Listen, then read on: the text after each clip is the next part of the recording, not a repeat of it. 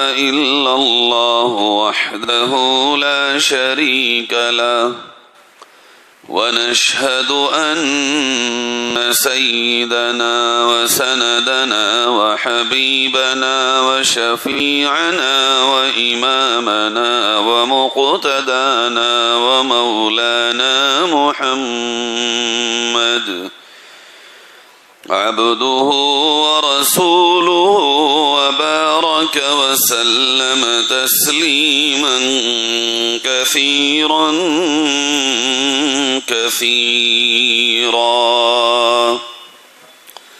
أما بعد فأعوذ بالله من الشيطان الرجيم. بسم الله الرحمن الرحيم. وأتموا الحج والعمرة لله صدق الله مولانا العظيم. درود شریف پڑھ لیں توجہ کے ساتھ.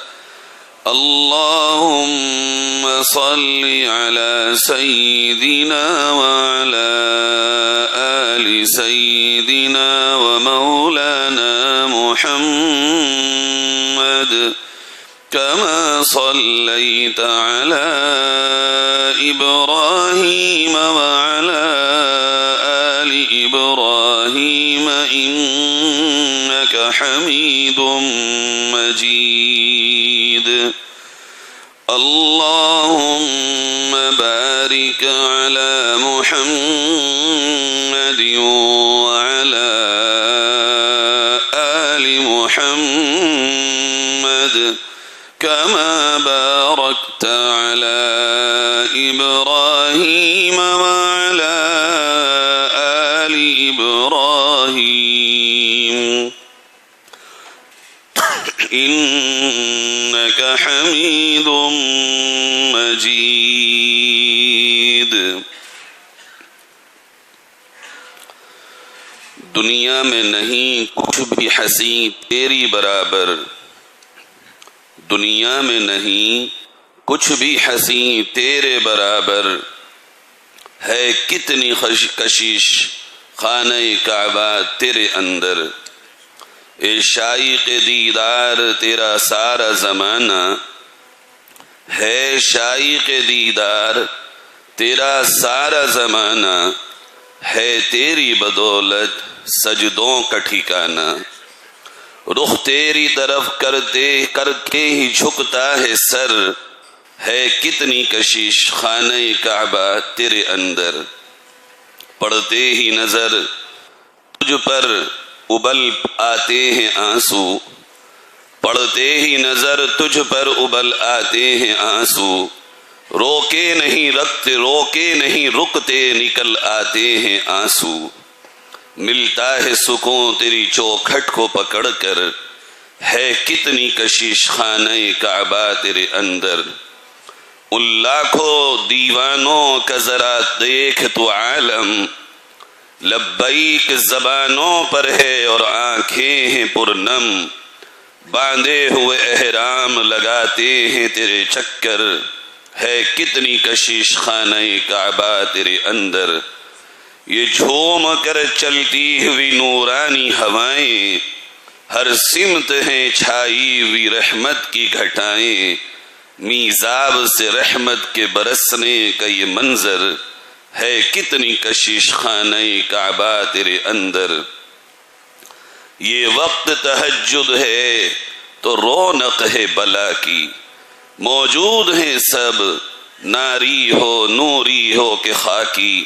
راتیں تو تیری دن سے بھی زیادہ ہیں منور، ہے کتنی کشش خانہ کعبہ تیرے اندر.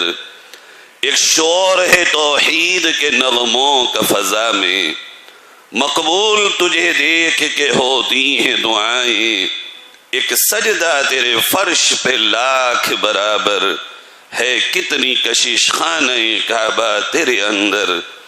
حاجی کا صفا مروہ پر وہ دوڑ لگانا، ہر بار کنکھیوں سے تجھے دیکھتے جانا.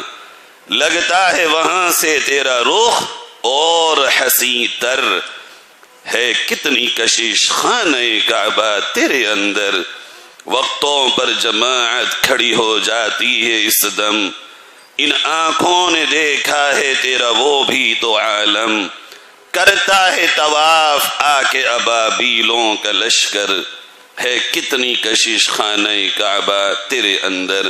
یہ کلام ہے جناب سعد امروہوی صاحب کا، بہت طویل کلام ہے، جنہوں نے خانہ کعبہ کے پورے نقشے کو کھینچا ہے، اور واقعی کھینچا ہے ایک نقشہ جو دلوں کو بھی بہت کھینچتا ہے۔ اور برسہ برس ہو گئے ان کو یہ کلام پڑھتے ہوئے، لیکن جس جلسے میں میرا جانا ہوتا ہے اور وہ ہوتے ہیں تو میں ان سے یہی درخواست کرتا ہوں کہ آپ مجھے صرف کعبے کا منظر سنا دیجئے، یہی سب سے حسین تر منظر اس جلسے کا بھی ہو جاتا ہے۔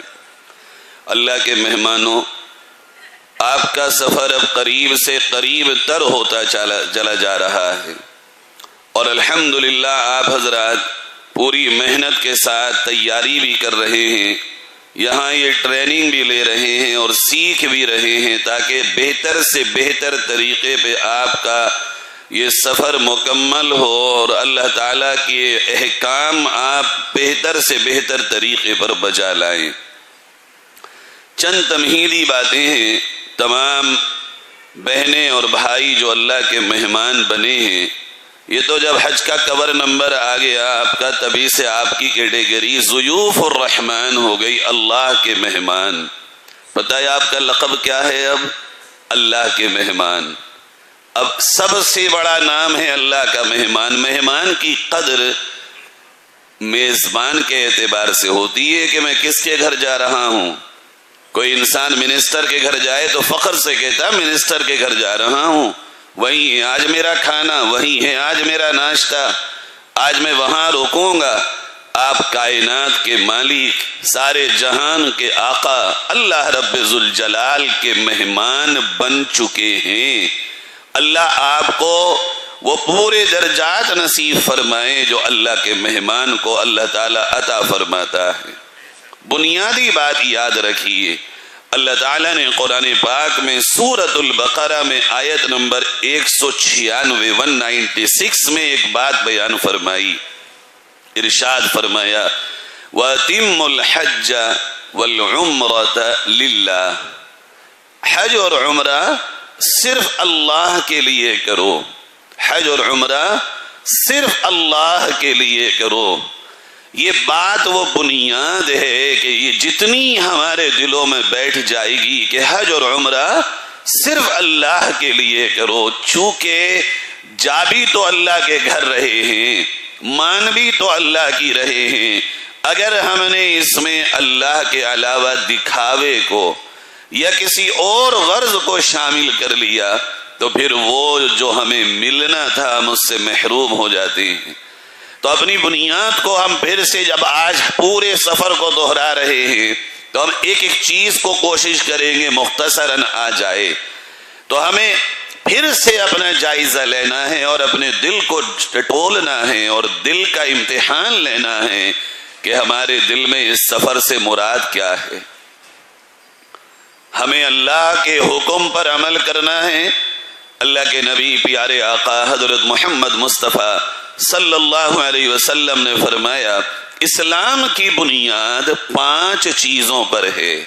پہلا کلمہ، اس بات کی گواہی دینا اللہ ایک، اور اس بات کی گواہی دینا کہ محمد الرسول اللہ صلی اللہ علیہ وسلم اللہ کے سچے رسول ہیں، برحق پیغمبر ہیں۔ نمبر 2 نمازوں کو قائم کرنا، نمبر 3 زکوٰۃ دینا، نمبر 4 روزہ رکھنا، اور پیارے نبی نے فرمایا نمبر 5 حج کرنا۔ اللہ جس کو توفیق دے اور ہمت دے، جس کی گنجائش ہو، وہ اللہ کے گھر کا حج کرے۔ کتنی اچھی بات ہے، کتنی بڑی مسلمانوں میں تعداد وہ ہے جو زکوٰۃ ہی نہیں دے پاتی، ہے ہی نہیں، دیں گے کیا؟ کتنی بڑی تعداد وہ ہے جب زکوٰۃ نہیں دے پاتی تو ان پہ حج بھی فرض نہیں ہے۔ آپ ان خوش نصیبوں میں ہیں، یقیناً آپ نمازی بھی ہیں، یقیناً آپ روزے دار بھی ہیں، اور جب آپ حج کو جا رہے ہیں تو یقیناً آپ پہ اتنا پیسہ ہوگا کہ آپ زکوٰۃ بھی دیتے ہوں گے۔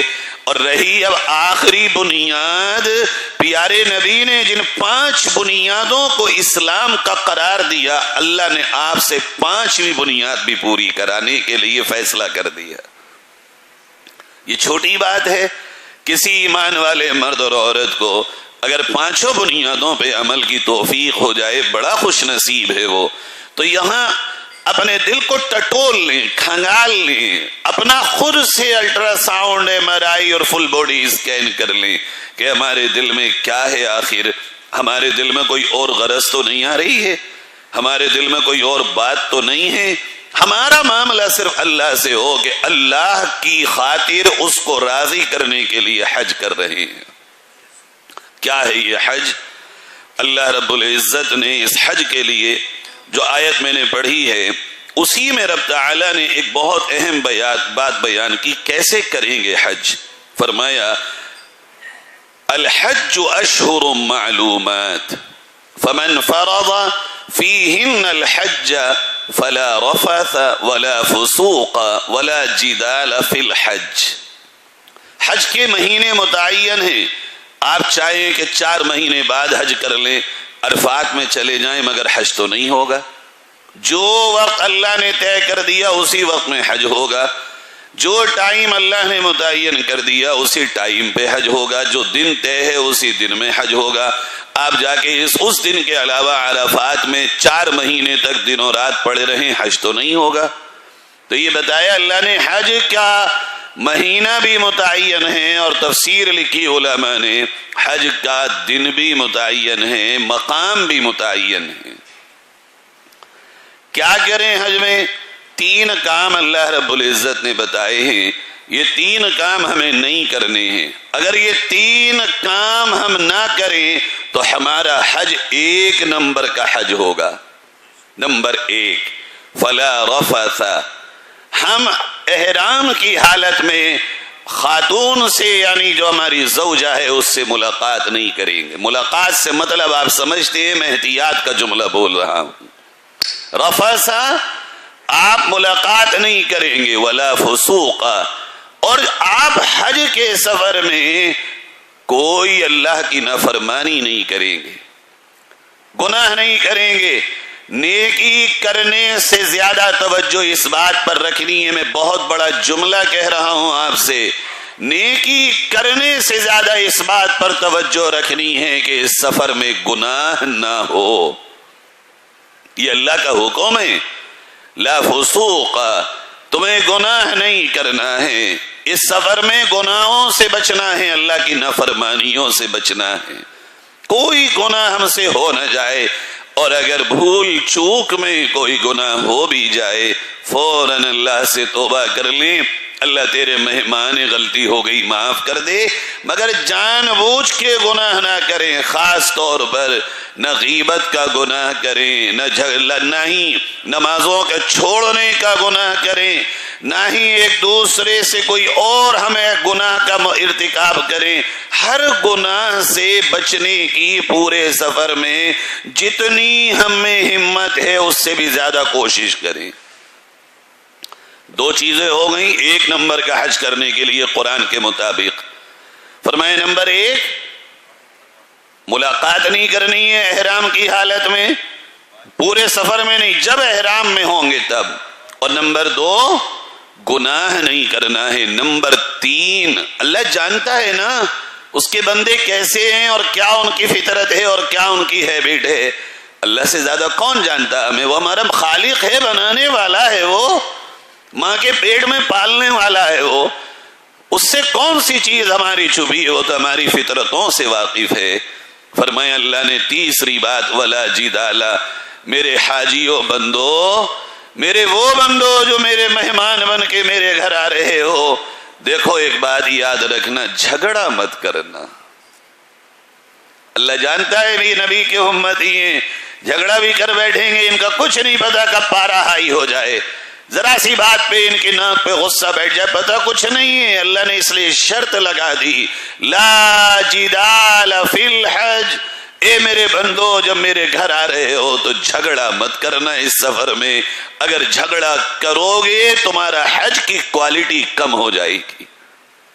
اگر چاہتے ہو مقبول حج کرنا، اگر چاہتے ہو وہ حج کرنا جس پر اللہ کے نبی صلی اللہ علیہ وسلم نے بشارتیں دی ہیں، تو اس حج کو کرنے کے لیے یہ 3 کام پہلے سے لکھ لیجئے، نوٹ کر لیجئے کہ ہمیں یہ 3 کام نہیں کرنے ہیں۔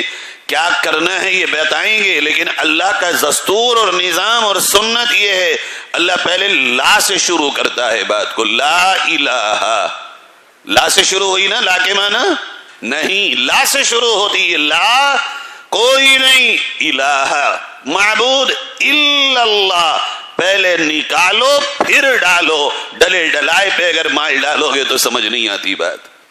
تو اللہ کا نظام کیا ہے، سنت کیا ہے، پہلے لا سے شروع ہوتی، یہاں بھی لا سے ہو رہی ہے۔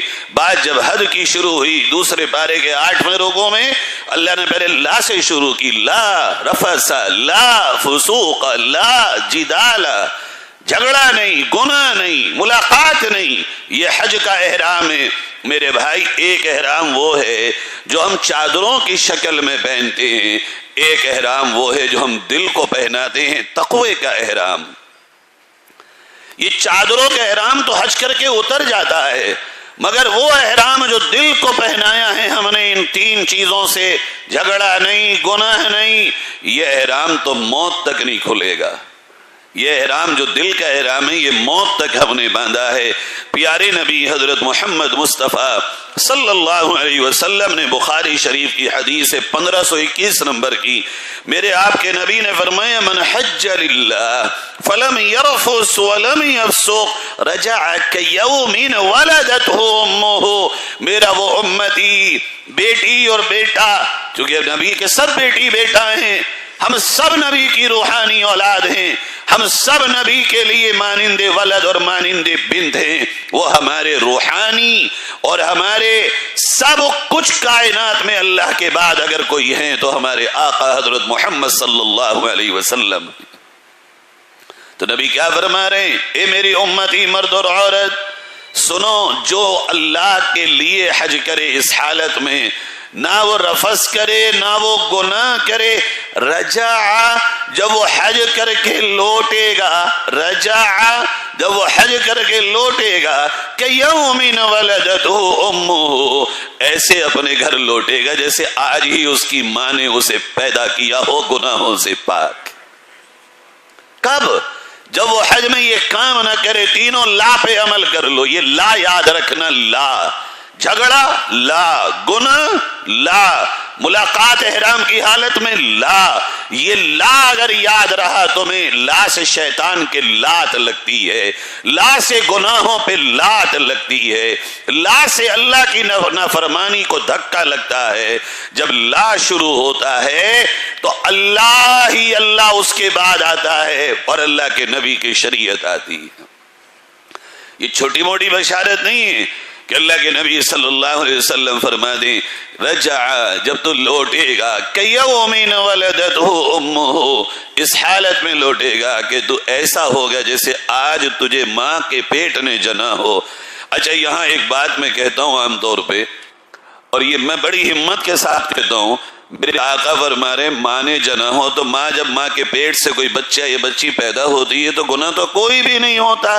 کچھ علماء نے یہ لکھا ہے کہ اس کا مطلب یہ ہوا پیارے نبی یہ خوشخبری دے رہے ہیں کہ تیرے اوپر مالی حقوق کے علاوہ جو بھی گناہیں کبیرہ ہوں گے، لوگوں کے بھی حقوق اگر مالی حقوق کے علاوہ ہوں گے، اللہ ان کو بھی معاف کر دے گا۔ یہ معمولی خوشخبری نہیں ہے۔ پھر میرے آپ کے آقا حضرت محمد صلی اللہ علیہ وسلم نے فرمایا، بخاری شریف کی حدیث نمبر 1783، فرمایا العمرۃ الی العمرۃ کفارۃ لما بینہما، عمرہ ایک دوسرے عمرے کے درمیان، یعنی آپ عمرہ کریں گے، اگلا عمرہ جب تک آپ کریں گے یہ بیچ کے سارے چھوٹے چھوٹے گناہوں کا کفارہ ہے۔ اور فرمایا آقا نے والحج المبرور لیس له جزاء الا الجنہ، اگر تم حج کر لو گے ایسے جیسے ہم بتا رہے ہیں، یعنی ہمارے نبی بتا رہے ہیں، فرمایا یہ کہلاتا ہے حج مبرور۔ کون سا حج؟ کہیے حج، بولیے حج مبرور۔ آپ کو کون سا حج کرنا ہے؟ حج، بولیے بولیے، بولیں گے، یاد کریے، یہاں خالی تقریر نہیں کرنی ہے، آج یاد کرنا ہے ہمیں سب کو۔ کون سا حج کریں گے آپ لوگ؟ سب بولیے حج مبرور، حج مبرور۔ اس پر میرے آپ کے نبی نے فرمایا جو حج مبرور کرے گا لیس لہ جزاء الا الجنہ، اللہ نے اس کی تقدیر میں جنت کو لکھ دیا ہے، یہی اس حج کا بدلہ ہے۔ تو کون سا حج کریں گے بھائی؟ الحج المبرور لیس لہ جزاء الا الجنہ، حج مبرور کریں گے۔ حج مبرور کیا ہوگا؟ جس میں گناہ نہ ہو، جھگڑا نہ ہو، اور نبی کی سنتوں کے مطابق حج ہو۔ یہ یاد کر لیجئے گا آج کی اس اپنی ٹریننگ میں جو چیزیں ہم آپ سے کہلوانا چاہ رہے ہیں، خالی آپ ہماری بات کو تقریر کی طرح سن کے نہ جائیے، یاد کر کے جائیے۔ تقریریں تو سننا بہت آسان ہے، یہ یہاں ٹریننگ اس بات کے لیے ہے تاکہ آپ کو یاد کرا دیں ہم۔ ہمارا مقصد یہ نہیں ہے کہ آپ یہاں سے پروگرام ختم ہونے کے بعد کہیں بیان بہت اچھا ہوا، یہ بہت آدھا ہوا، یہ پونا ہوا، اس سے مطلب نہیں ہے۔ ہمارا مقصد ہے اللہ کے مہمانوں کو اللہ کے گھر کی حاضری یاد کرانا۔ دوسری حدیث سناتا ہوں، ترمذی شریف کی حدیث ہے 810 نمبر کی۔ پیارے نبی صلی اللہ علیہ وسلم نے فرمایا تابعوا بین الحج والعمرۃ فإنهما ينفيان الفقر والذنوب كما ينفي الكير خبث الحديد والذهب والفضة۔ حج عمرے کیا کرو، اللہ نے اگر دولت دی ہے تو سمیٹ کے مت رکھو بلکہ حج عمرے کیا کرو۔ نبی نے فرمایا تمہیں پتہ یہ کیا کرتا ہے؟ جیسے تم لوہے کو، چاندی کو یا سونے کو بھٹی میں ڈالو تو کیا ہوتا ہے؟ گندگی الگ، پیور مال الگ۔ نبی نے فرمایا حج عمرہ بھی یہی کرتا ہے۔ حج اور عمرہ کرنے والے کو نبی نے 3 بشارتیں دی۔ فرمایا یہ حج اور عمرہ انسان 2 بشارتیں دی، ایک تو گناہوں کو جلا کے راکھ کر دیتا ہے، انسان کے اندر باہر کے گناہ حج کرنے والے کے بالکل الگ ہو جاتے ہیں، اور نمبر 2 اگر یقین ہے میرے اللہ اور میرے نبی کی بات پر میرا اور آپ کا، تو یہ ہو کر رہے گا عمر، یہ ہو کر رہے گا جو میرے آپ کے نبی نے کہا ہے۔ کیا فرمایا؟ غریبی اللہ تعالیٰ اے حج اور عمرہ کرنے والے تیرے گھر سے اللہ مٹا دے گا، فقیری تیرے گھر نہیں آ سکتی اگر تو نے حج اور عمرہ صحیح طور پر کر لیا۔ یہ آپ کے اور میرے نبی کا وعدہ اور بشارت ہے۔ 2 چیزیں گناہوں سے پاک، فقیری سے پاک۔ اگر حج کرنے والا حاجی حج کرنے کے بعد بھی تنگ دست ہے اور پریشان ہے اور فقیری اس کے گھر میں، اس کا مطلب حج ہی نہیں کیا اس نے، خالی ایک نقل مار کے آگے آئے حج کی۔ ہمیں نقل نہیں مارنی، اصل حج کرنا ہے انشاءاللہ۔ حج کرنا ہے، محنت کے ساتھ حج کرنا ہے انشاءاللہ۔ اس کے بعد پیارے نبی حضرت محمد صلی اللہ علیہ وسلم نے آپ حضرات کے لیے ایک اور خوشخبری سنائی۔ ابن ماجہ شریف کی حدیث 2892 نمبر۔ فرمایا الحجاج والعمار وفد اللہ ان دعوه اجابهم وان استغفروه غفر لهم۔ بڑی زبردست خوشخبری ہے۔ فرمایا حج کرنے والے اور عمرہ کرنے والے اللہ کا وفد ہیں، اللہ کا ڈیلیگیشن ہے۔ کیوں؟ کیا ہوگا اگر اللہ کا وفد ہے؟ بہت اچھے سے یاد کر لیجئے۔ میرے آپ کے نبی حضرت محمد صلی اللہ علیہ وسلم نے فرمایا یہ اللہ کا ڈیلیگیشن ہے، جو بھی دعا مانگیں گے اللہ قبول کرے گا۔ پورے سفر میں جو مانگیں گے آپ اللہ قبول کرے گا۔ اور آگے تو سنیے، اگر آپ کسی اور کے لیے بھی مغفرت کی دعا مانگیں گے اللہ وہ بھی قبول کرے گا، خالی آپ ہی کی اپنے لیے قبول نہیں ہوگی۔ خوشخبری یہ ہے آپ اپنے لیے مانگیں گے تب بھی اللہ قبول کرے گا، اور اگر آپ کسی اور کے لیے مانگیں گے تب بھی اللہ قبول کرے گا۔ پیارے آقا حضرت محمد صلی اللہ علیہ وسلم نے فرمایا، پوچھا گیا نبی کریم صلی اللہ علیہ وسلم سے، بخاری شریف کی 1519 نمبر کی حدیث ہے، آقا ای الاعمال افضل، اعمال میں افضل عمل کون سا ہے؟ آقا کریم صلی اللہ علیہ وسلم نے فرمایا سب سے افضل عمل ہے اللہ کو ایک ماننا اور اللہ کے رسول محمد پر ایمان لانا. پھر حضور سے پوچھا آقا قیل ثم ماذا، اس کے بعد کیا ہے آقا؟ آپ نے فرمایا جہاد فی سبیل اللہ، جو آج کل غزہ میں ہو رہا ہے. اللہ آپ نے فرمایا لا کن افضل الجہاد حج مبرور، اور تو اس جہاد سے بھی بڑا جہاد ہے اللہ کے گھر میں حج کرنا مقبول. اس سے بھی بڑا جہاد عورتوں کا لَكُنَّ أَفْضَلَ الْجِهَادِ حَجٌّ مَبْرُورٌ، بخاری شریف کی حدیث ہے. آقا کہتے ہیں عورتوں کا افضل جہاد ہے حج مبرور. اس کے بعد نبی کریم صلی اللہ علیہ وسلم نے اس موضوع پر فضیلت پر میں آپ کو ایک اور اہم حدیث سنا رہا ہوں. ترمذی شریف کی 827 نمبر کی حدیث ہے. یہ بات آپ سب ابھی یاد کر لیجئے گا جو اب میں سنا رہا ہوں. حج تو ہے لیکن نبی سے پوچھا گیا، حضرت ابوبکر صدیق رضی اللہ عنہ نے پوچھا آقا ای الحج افضل، آقا حج تو کر رہے ہیں لوگ مگر سب سے افضل حج کون سا ہے آقا؟ سب سے افضل حج پیارے نبی حضرت محمد صلی اللہ علیہ وسلم فرماتے ہیں وہ الحج والثج، جس میں تلبیہ خوب پڑھا جائے اور جس حج میں قربانی دی جائے، یہ سب سے افضل حج ہے. جس میں تلبیہ خوب پڑھا جائے. عام طور پہ ہوتا کیا ہے، ہمارے ایشیا کے جو حاجی ہیں، خاص طور پر انڈیا، پاکستان اور بنگلہ دیش کے جو حاجی ہیں، شرمیلے بہت ہیں. شرمیلے بہت ہیں، باقی کاموں میں نہیں، تلبیہ پڑھنے میں شرم کرتے ہیں. جب ہم حج پہ تھے، اللہ تعالیٰ مزید پھر سب کو ہمیں توفیق دے، جب مدینہ سے چلے مکہ کے لیے بس میں، اب یہاں سے بھی ٹریننگ کرا کے لے گئے تھے، سچی بات میں بتا رہا ہوں اور یہ اہم پوائنٹ ہے، آپ نوٹ کر لیجئے.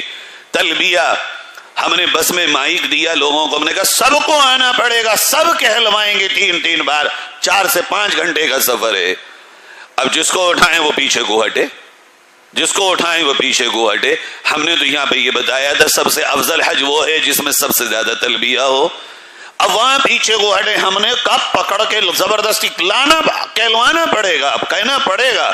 ارے بھائی جب تلبیہ ہی نہیں کہو گے، خالی شرم کرتے رہو گے، زور سے ہے مرد کو تلبیہ کہنا.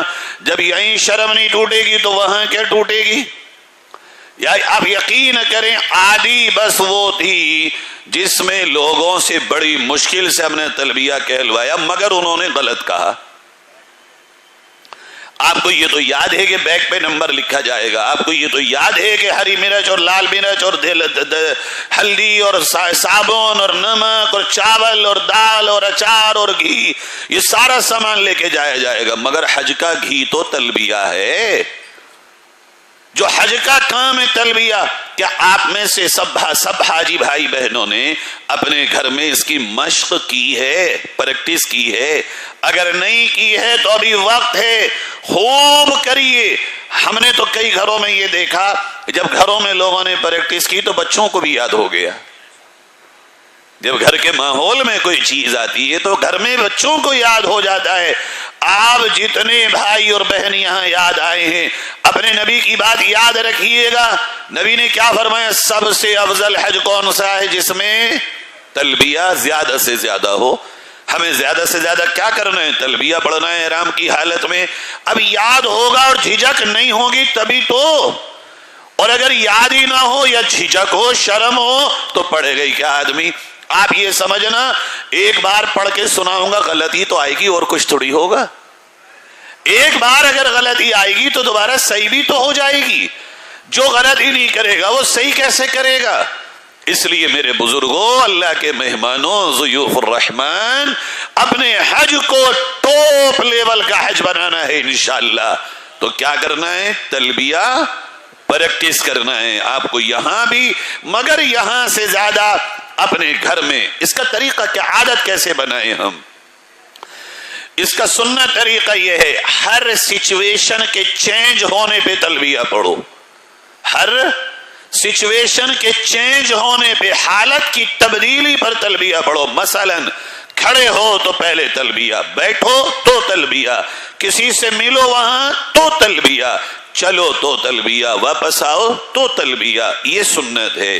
جب بھی آپ اپنی حالت کو تبدیل کریں، سوئیں تو تلبیہ، اٹھیں تو تلبیہ، کہ آئے سلام کریے تلبیہ۔ کیا ہے مطلب؟ دیوانے ہیں حاجی، ایک ہی نغمہ ہے سب کی زبان پہ، وہاں کوئی نان مسلم نہیں ہوگا، نہ کعبے میں، نہ مینا میں، نہ عرفات میں، نہ مزدلفہ میں، نہ مدینہ میں، سب مسلمان ہوں گے۔ تو سنت کیا ہے؟ ملاقات کرو تو پہلے السلام علیکم، چلو بھائی، لبیک اللہم لبیک، لبیک لا شریک لک لبیک، بیٹھو لبیک اللہم لبیک، کھڑے ہو لبیک اللہم لبیک۔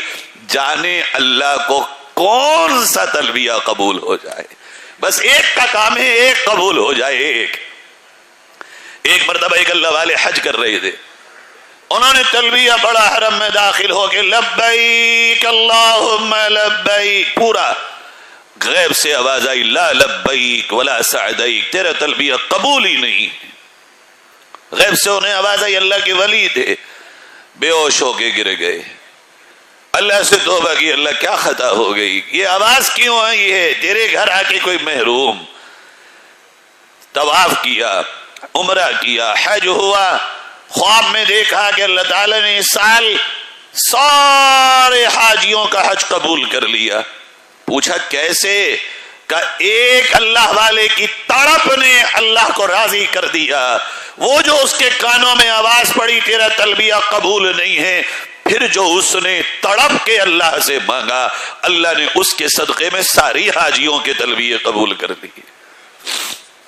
بھئی نہیں پتا نا کہ کون سا قبول ہوگا، ایک کر لیا، اب دوسرے کو یہ سوچ کے کرو پتہ نہیں پہلے والے کا کیا ہوا، پھر کرو، پھر کرو، پھر کرو، پھر کرو، جب تک وہاں ہیں ہم یہی کرتے رہیں کہ بھئی تلبیہ تلبیہ اور تلبیہ۔ اچھا یاد رکھنا، تلبیہ بھی ہمیشہ نہیں ہوگا، عمرے میں طواف شروع کرنے تک، حج میں کنکری مارنے تک، کنکری مارنے کے بعد تم یہ لبیک پڑھو گے بھی تو پھر اب وہ بات ختم ہو گئی جو ہونی تھی۔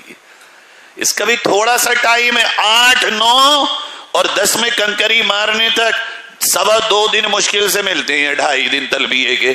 حج میں جو تلبیہ پڑھیں گے آپ کتنے دن؟ 5 دن نہیں، 8 کو احرام باندھا، 8، 9 اور 10 کا آدھا دن مان لو، 2.5 دن مان لو۔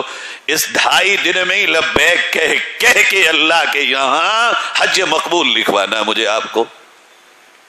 تو پہلا یہ نوٹ کر لیجئے، تلبیہ پہ میں کیوں زور دے رہا ہوں؟ انڈین حاجیوں میں سب سے زیادہ شرم پائی جاتی ہے۔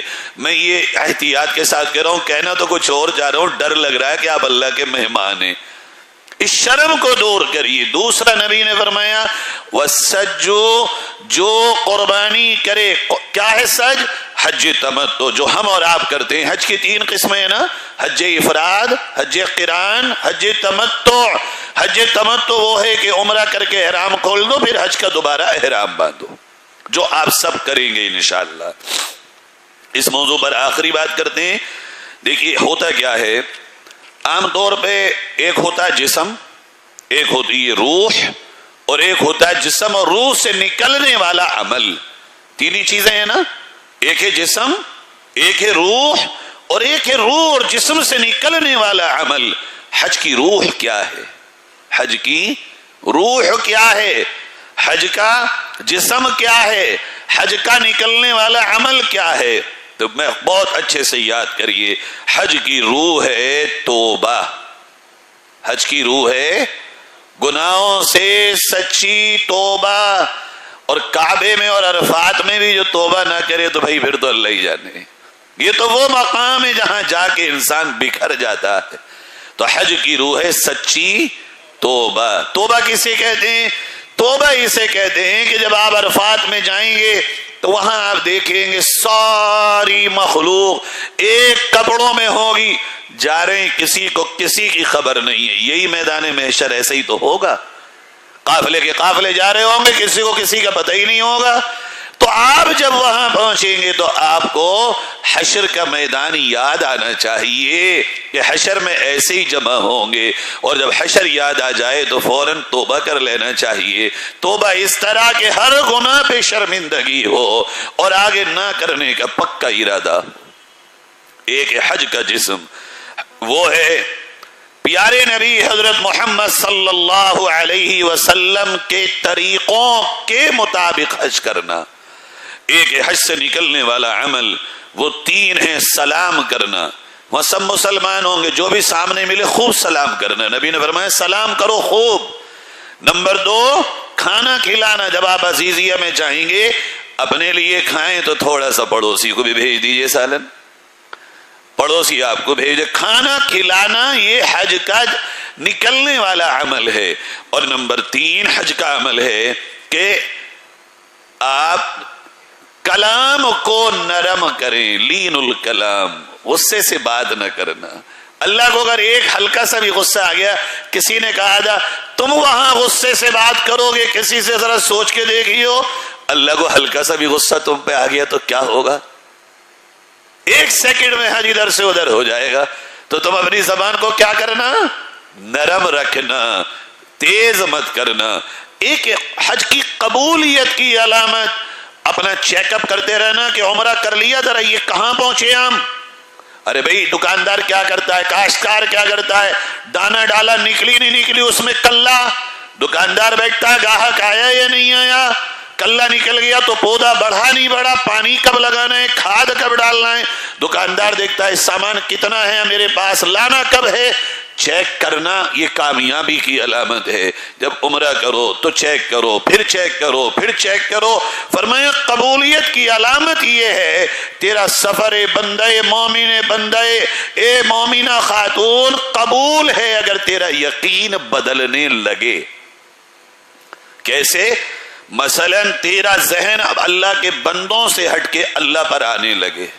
مثلا تیرا ذہن دنیا سے ہٹ کے آخرت کی طرف آنے لگے.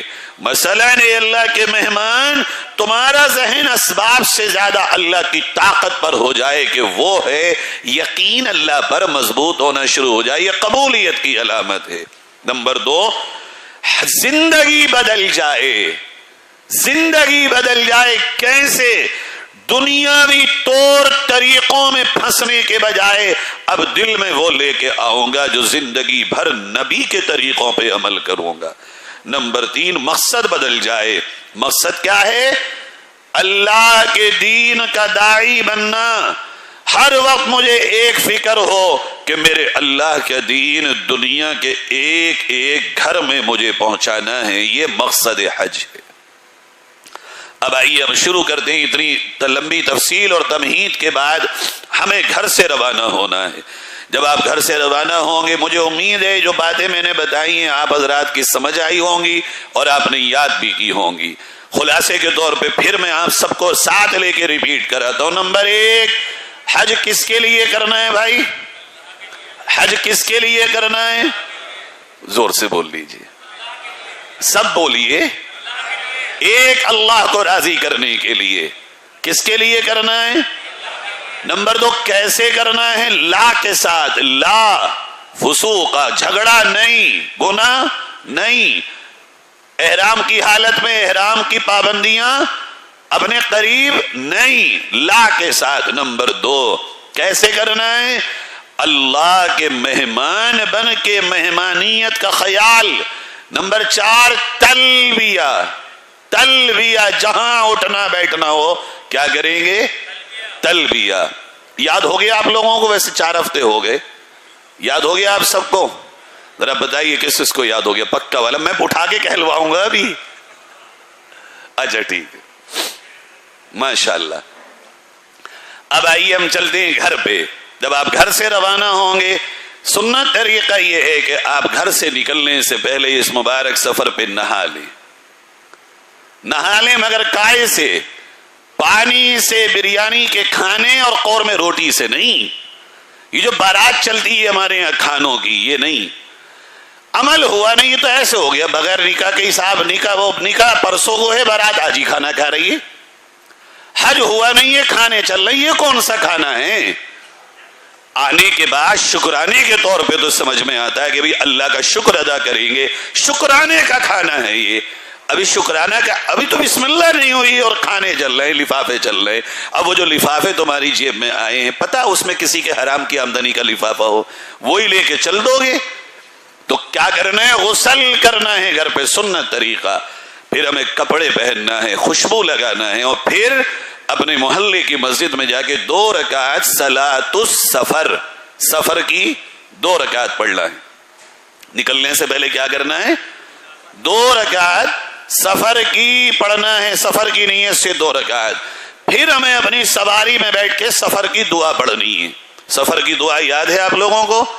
وہ چھوٹی سی دعا ہے، اگر وہ یاد ہو جائے، اعوذ باللہ من الشیطان الرجیم، سبحان الذی، پڑھیے، سبحان الذی سخر لنا هذا وما كنا له مقرنین۔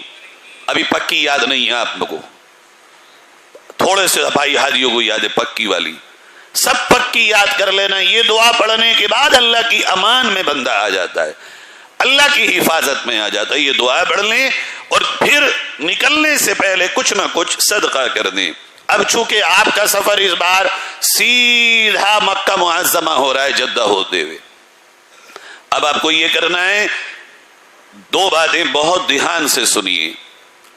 احرام باندھنا ہے آپ کو، اب چونکہ اب مدینہ منورہ بس چند ہی لوگ جائیں گے، زیادہ تر مکہ معظمہ جائیں گے۔ 90 سے 95% حاجیوں کی فلائٹ سیدھی مکہ معظمہ جدہ ہے، اور جدہ کے تھرو مکہ معظمہ ہے۔ تو اب آپ کو یہ کرنا ہے کہ جب گھر سے نکلیں گے تو یہ بھی آپ کے لیے اجازت ہے بغیر نیت اور بغیر احرام کی نماز کے آپ گھر پہ ہی احرام باندھ لیں، یہ بھی اجازت ہے، اپنے گھر سے ہی باندھ لیں۔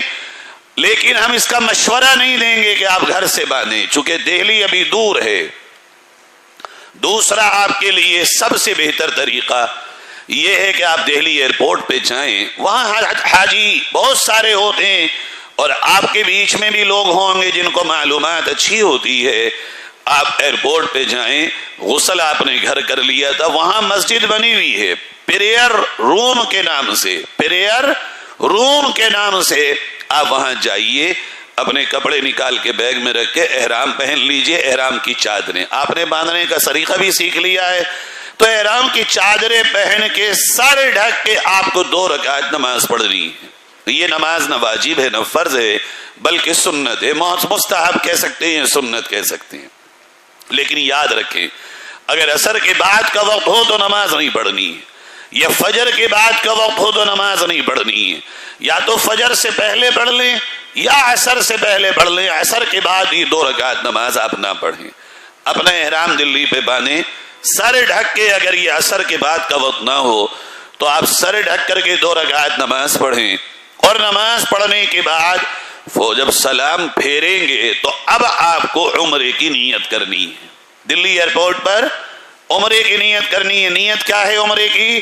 اے اللہ، میں عمرے کی نیت کرتا ہوں، تو اسے آسان فرما دے اور قبول فرما لے۔ یاد کر لیجئے، اے اللہ، اے اللہ، میں عمرے کی نیت کرتا ہوں، آسان فرما دے اور قبول فرما لے۔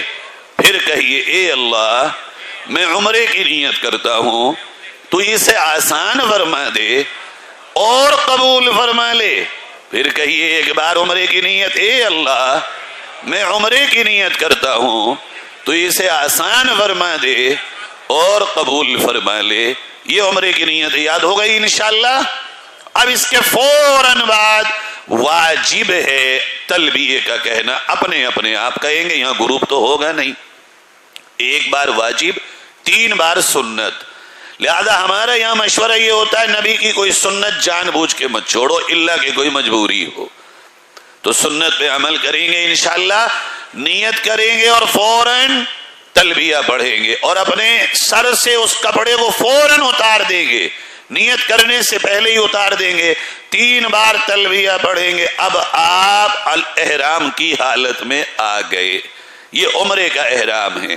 آپ وہاں سے ہوائی جہاز میں بیٹھیں گے۔ ہوائی جہاز کے لیے ہو سکتا ہے آپ کو تھوڑی بہت پریشانی ہو، ہم نے پہلے سفر میں اور ہمارے صدر صاحب نے بھی آپ کو بتایا ہوگا، اس سفر میں صبر ہی صبر ہے، اور آپ چاہیں تو شکر بھی ادا کر سکتے ہیں صبر کے علاوہ، بہت آسان ہے۔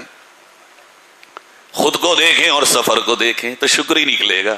کہاں میں اور کہاں یہ سفر، کہاں میں اور کہاں یہ حج، کہاں میں اور کہاں یہ مبارک راہ. علامہ اقبال پوری زندگی حج پہ مدینہ ہی نہ پہنچ پائے، اور کیسے عاشق تھے پتہ ہے نبی کے؟ اکیلا ایسا عاشق شاعروں میں گزرا ہے وہ علامہ اقبال نام کا شخص، جس کے قرآن کی ایک ایک آیت پہ آنسو گرے ہوئے تھے. پورا قرآن آنسوؤں سے تر تھا. پتا وہ کیا کہتے تھے؟ ایک شعر کہتے تھے فارسی کا، وہ کہتے تھے مجھ میں یہ ہمت ہی نہیں کہ میں روزہ اقدس پہ حاضری دوں. ہاں یہ ہو کاش میری موت ہو جائے، میں قبر میں دفن ہو جاؤں، میری جسم گل جائے اور وہ مٹی میں مل جائے، پھر کوئی آندھی آئے میری قبر کھلے، میری مٹی کو وہ بھنور اپنے ساتھ بنا لے اور لے جا کے پھر مدینے کی گلیوں میں ڈال دے جس کے اوپر سے حاجی گزرے. بس میں اپنی اوقات یہ سمجھتا ہوں. کون کہہ رہا ہے یہ؟ علامہ اقبال. تو آپ کیا کر سکتے ہیں؟ صبر کی تو تلقین بہت کی گئی ہے آپ لوگوں کو. میں تو اس سے آگے بڑھ کے کہہ رہا ہوں صبر کہاں، یہاں تو شکر کی بات ہے یہ نہیں؟ صبر تو بہت ایک طرف ہو گیا، یہاں تو شکر کی بات ہے. جھٹکا بھی لگا تو شکر ہو، تکلیف بھی ہو تو شکر ہو. اللہ یہ کیا تکلیف ہے؟ مجھ سے بڑی تکلیف ہے میرے نبی کے صحابہ نے اٹھائی ہے، میرے بزرگوں نے اٹھائی ہے. تو چاہے بھئی آپ شکر کر لیں، چاہے تو صبر کر لیں. صبر تو کرنا ہی کرنا ہے، مگر کاش کہ اللہ آپ سب کو شکر کی توفیق دے. آپ جائیں گے ہوائی جہاز میں، یاد رکھیے گا ہمارے کچھ پوائنٹس مولانا معارج الحق جو سفر کے اہم پوائنٹس ہوں گے وقفے میں بیان کریں گے. میں بس سفر کی زیادہ تفصیل میں نہیں جا رہا ہوں. جب آپ ہوائی جہاز میں بیٹھے نا تو سیٹ لینے میں جلدی مت کریے گا، دھکا مت دیجیے گا. ہمارے نبی نے دوسروں کو تکلیف دینا حرام قرار دیا ہے. اور سامان رکھنے میں وہ جو ہوائی جہاز کے اندر کیبن ہوتا نا، بڑی جلدی جلدی اتارنے اور رکھنے میں کرتے ہیں لوگ، مت کریے گا. سب کا آ جائے گا انشاءاللہ. آپ اللہ کے مہمان ہیں.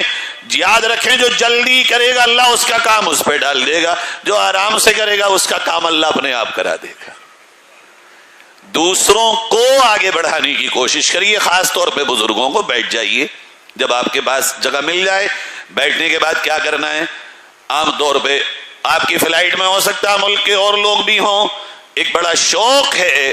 ابھی موبائل تو کھلا ہوا ہے نا، بند تھوڑی ہوا. اب فوٹو لے کے آپ اسٹیٹس پہ لگا دیجئے گا کہ الحمدللہ ہم ہوائی جہاز میں بیٹھ گئے، دیکھ لو. یہی تو ہوتا ہے آج کل. نہیں لگانا ہے، فوٹو کے چکر میں نہیں پڑنا ہے. بحرام میں آ گئے. ابھی تو بات ہوئی تھی کہ آپ اللہ کے مہمان بن چکے ہیں. اب ہوائی جہاز میں بیٹھ کے بھی کرنا ہے کیا؟ جب بیٹھیں گے لبیک لگے جیسے ہواؤں میں ہوائی جہاز نہیں، یہ حاجی اڑ رہے ہیں. تلبیہ ایسا پڑھو لگے کہ حاجی اپنے پروں سے اڑ رہے ہیں. بیٹھے تو ہوائی جہاز میں ہیں مگر تلبیے کے پر لگا لینا. یا تو اپنے آپ کو آرام میں لے جاؤ، تھکان ہو گئی ہو، سو جاؤ تھوڑی بہت دیر، اٹھو تو پھر تلبیہ پڑھ لو، اٹھو تو پھر تلبیہ پڑھ لو. اچھا اسی میں کھا کے ذرا کم جانا، یہاں سے تھوڑے بھوکے پیٹ رہنا یا خشک چیزیں کھانا. ہوائی جہاز میں بیت الخلا آپ لوگوں سے آسان نہیں ہوگی. سب انگلش ہوتی ہے اور انگلش کی عادت ہمارے حاجی بہن بھائیوں کو کم ہوتی ہے. پھر اس پہ اوپر چڑھ کے بیٹھتے ہیں تو سارے کپڑے ناپاک، احرام ناپاک، چھینٹیں آ جاتی ہیں. تو ایسے جانا کہ ہوائی جہاز میں زیادہ ہی اگر ضرورت آ جائے تو جانا پڑے، مگر پہلے سے تیاری کر کے جانا کہ ایسا مت سوچنا بھوک بہت لگے گی.